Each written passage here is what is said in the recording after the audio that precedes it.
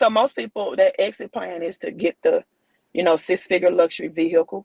But you see the 369, the ninth hour, Christ's physical body, Jesus' physical body rather, was transformed into a spiritual transformation, right? Out of this earthly flesh. This is what that parable is teaching, and into a spiritual. Okay, I know you don't mean, I know you didn't mean it that way. That's why I wasn't like aggressively explaining it. Some people just come on and they say that.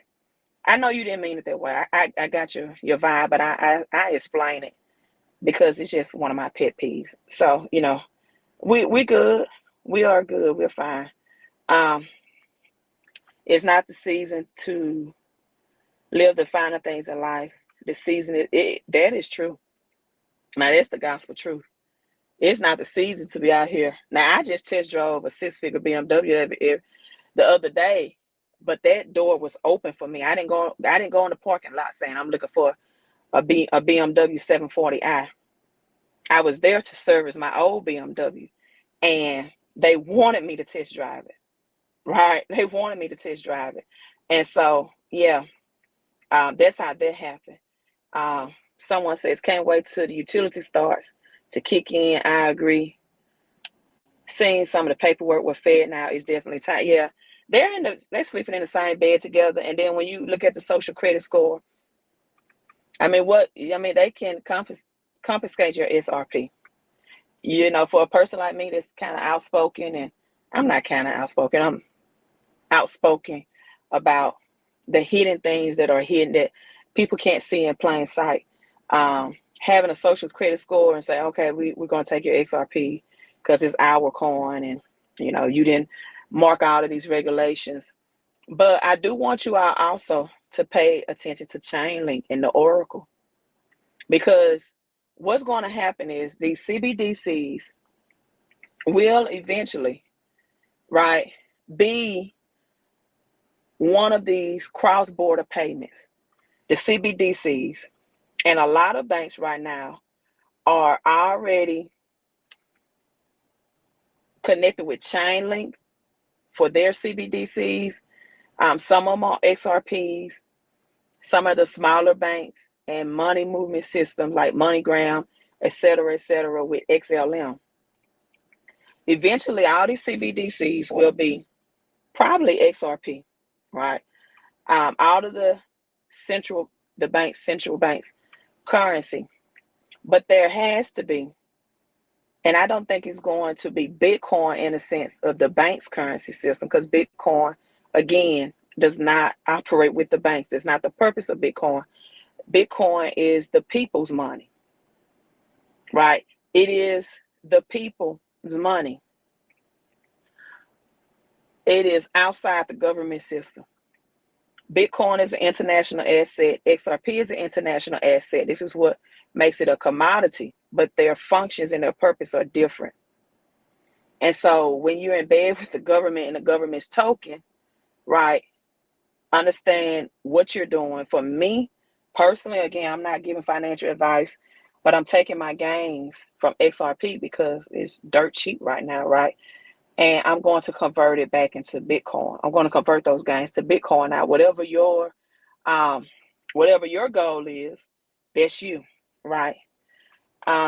Someone says they're going to start printing money again in 2025. I don't believe that. I think when money is gone, it's gone. This FedNow technology is out. So I don't see them reprinting cash. It's what advantage is it? It is so much cheaper and faster and swifter to use technology. We're in the 4th industrial revolution. Now, I do want to say this about the number 3. I want you all to ask yourself, why is the number 3 so powerful? Whether it's taught from a Trinity perspective, why is it in children's riddles and books and rhymes and nursery rhymes and etc.? It's 3 blind mice, 3 little pigs, 3 strikes you're out saying. 3 points is the highest point that you can score at a field goal in a basketball game. Why is 3 such a powerful number? Why is that triangle such a powerful angle out of all angles? Why is 3 considered a magic number? Right? Well, our brains like patterns, and 3 happens to be the most basic pattern to form. It makes it easier to string information for our brains to absorb and remember. I don't know. If they tell you to say something in the cadence of 3, that's why. 369 Nikola Tesla, start out with 3. Right? Start out with 3. And the number 3 is considered perfect. Everything that comes in 3 is perfect, or every set of 3 is perfect. 3, right? The power of the number 3. 3 is the first number to which the meaning of all is giving, the number of whole, as it contains a beginning, middle, and end. So this is where we get the 369 of the crucifixion of Jesus. The 369, because it all has to have a beginning, middle, and ending. And people, I'm telling you how the number 9 in the XRP and XRP is the ending of the physical printing of the cash currency system.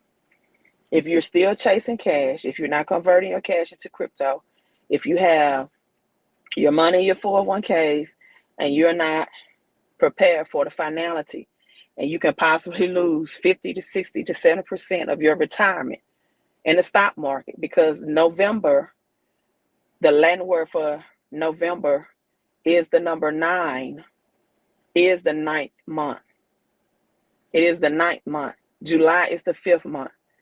6 August is the 6th month. September is the 7th month. October, 8, octagon, octopus is the 8th month.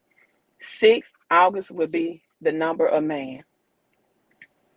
The number of man, the number of man's creation, the number of man's intellect, right? On the 6th day was the only day that God said was very good in Genesis, because that was the number that the wild beast and man was made together. So when you hear in sports that someone went into beast mode, it means they went out of their conscious mind and they tapped into a higher level of subconsciousness mentally. 666 in Revelation is the mark of the beast, which means the mark of a financial system where no man can buy or trade. It just means a financial system code. It's not an evil number. 1 Kings 10:14, the richest man in the Bible, King Solomon, traded gold for 666 weight a year for his wisdom. King Solomon was so wise that if 666 was an evil number, he definitely would not have accepted that amount for the weight of gold. He's too wise and intelligent for that. So if you're afraid of 666, you don't understand that. All right, let me read the comments.